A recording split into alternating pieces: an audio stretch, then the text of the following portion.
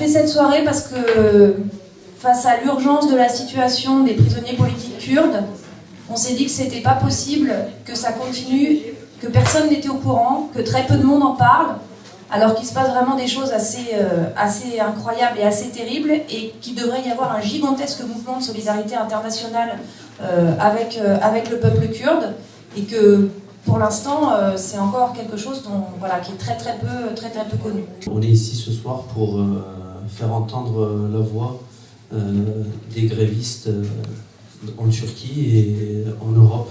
Le leader kurde Abdullah Öcalan est soumis à un isolement sévère sur l'île-prison d'Imrali. Déjà privé de la visite de ses avocats depuis 2011, il n'a eu droit qu'à 2 visites des membres de sa famille entre avril 2015 et aujourd'hui. La Turquie s'est engagée dans une guerre anti-kurde, même au-delà de ses frontières territoriales. La répression, les violations des droits humains, voire les massacres, sont devenus le terrible quotidien des Kurdes et de l'opposition au président turc Erdogan. Le 7 novembre 2018, la députée kurde du HDP, le Parti démocratique des peuples, Leyla Güven, a entamé une grève de la faim dans la prison de Diyarbakir, où elle était détenue depuis janvier 2018. Elle a voulu, à travers cette action, dénoncer la montée de la dictature et du fascisme en Turquie et rompre l'isolement carcéral imposé à Abdullah Öcalan. Aujourd'hui, après plus de 157 jours de jeûne, elle se trouve au seuil de la mort. Aujourd'hui, il y a 7000 prisonniers politiques kurdes dans les prisons de Turquie qui sont en grève de la faim. Et parmi eux, la députée Leyla Güven, qui l'est depuis le 7 novembre, donc qui est dans un état physique épouvantable, qui risque de mourir du jour au lendemain. Et ces gens réclament juste de pouvoir que leur leader historique, Abdullah Öcalan, puisse juste recevoir la visite de sa famille et de ses avocats, et que les droits des prisonniers politiques soient respectés. Donc là aussi, c'est essentiel de les soutenir. Le mutisme et l'inaction des gouvernements et institutions européennes face à la montée du fascisme en Turquie conduisent de plus en plus de personnes à se donner la mort pour briser le silence et l'isolement. Le 20 février 2019, un militant kurde s'est immolé par le feu en Allemagne. Et depuis le 17 mars, 7 prisonniers politiques, 4 femmes et 3 hommes ont mis fin à leur vie.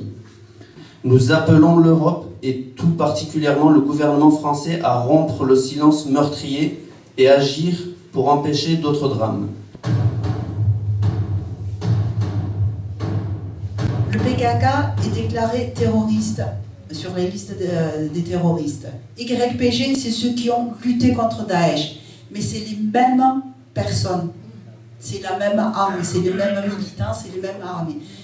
Mais pourquoi PKK est terroriste et pourquoi non YPG, c'est la question que vous posez. La différence, c'est les intérêts politiques de l'un contre la Turquie. Que ce soit l'Europe ou les Américains ne peuvent pas se permettre d'enlever le PKK de la liste des terroristes par rapport à leur intérêt envers la Turquie. C'est la Turquie qui s'impatiente pour entrer, il dit Daesh, mes camarades, ils n'ont pas pu finir avec les Kurdes, moi je vais entrer, je vais faire moi-même. Avant qu'ils soient reconnus par le monde, pour l'Europe, avant qu'ils aient une statue. S'ils ont une statue, là ce sera difficile. Mais personne ne parle que YPG a combattu Daesh et qu'ils ont les femmes et les enfants de Daesh. À savoir que c'est des Français, c'est des Anglais, c'est des Allemands. Et donc c'est eux tout seuls, YPG, qui doivent subvenir à leurs besoins, parce que c'est des humains. Et ça, personne ne parle. YPG ne se fait pas aider financièrement, alors qu'Erdogan, oui. Et ça, c'est qui? C'est l'Union européenne. C'est que finalement, l'expérience du Rojava et l'expérience, y compris dans les municipalités kurdes en Turquie, c'est le seul, j'ai envie de dire, quasiment le seul espoir au Moyen-Orient d'une société démocratique, laïque, écologiste, féministe. Nous, ceux qui ont vu, c'est démocratie radicale, démocratie de peuple.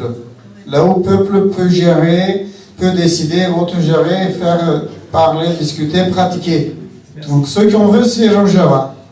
Le projet de Rojava appliqué en 4 parties. Vivre tout ensemble. Pour nous, ces frontières, elles sont superficielles.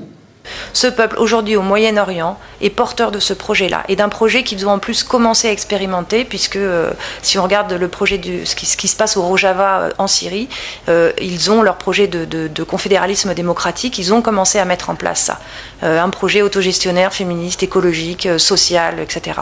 Et ce sont les seuls au Moyen-Orient en ce moment qui sont porteurs de ce projet-là et qui ont les moyens de le mettre en place. C'est un peuple qui est opprimé depuis très très longtemps et ils sont porteurs d'une solution politique. Donc c'est vraiment essentiel de les soutenir aujourd'hui.